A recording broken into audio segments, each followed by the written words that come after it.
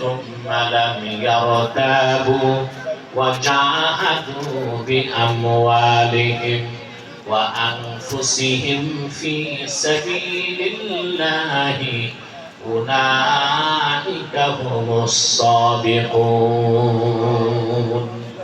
আল্লাহ রাব্বুল আলামিন বলেন প্রকৃত মুমিন তো তারাই যারা ঈমান এনেছে মহান আল্লাহর উপর, আল্লাহর রাসূল মুহাম্মদ সাল্লাল্লাহু আলাইহি সাল্লামের উপর, অতঃপর ঈমান ও ইসলামের কোন বিষয়কে সন্দেহ করলো না, জান আর মাল নিয়ে আল্লাহর পথে জিহাদ করলো।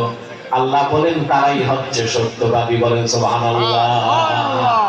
যার ঈমান নাই সে সত্যবাদী হতে পারে না। যেখানে ঈমান নাই সেখানে আমানত নাই, যেখানে আমানত নাই সেখানে সত্যতা থাকতে পারে না। এই যে আমাদের দেশে এখন রাজনৈতিক বিশৃঙ্খলা চলতেছে না? মূল কারণ হচ্ছে অনাস্থা। কেউ কাউকে বিশ্বাস করে না, অনাস্থা। আমাদের রাজনীতির ভিত্তিটাই মিথ্যার উপর, প্রবঞ্চনা, ধোঁকা, মিথ্যা। আমরা সকালে একটা বলি, বিকালে আরেকটা বলি। কথা বলে এই জন্য আমাদের দেশে পলিটিক্যাল স্ট্যাবিলিটি আসতেছে না। যে রাজনীতির মূল ভিত্তি হচ্ছে সত্যতা, সততা, আমানত, সেই রাজনীতির দ্বারা জনসেবা হয়।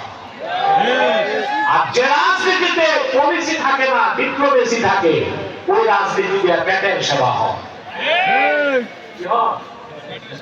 পেটের সেবা হয়। আপনি বলবেন তো কোন রাজনীতি মধ্যে সত্যতা আছে?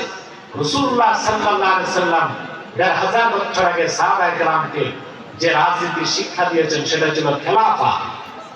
সেই রাজনীতি হচ্ছে ইবাদত।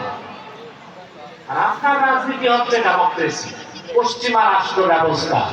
এই পুরাটা ডেমোক্রেসি, গণতন্ত্র। এই যে এখন সংস্কার কমিশন কি সংস্কার করতেছে, ৯০ দিন লাগছে, ৮৮টা বিষয়ে একমত হয়েছে।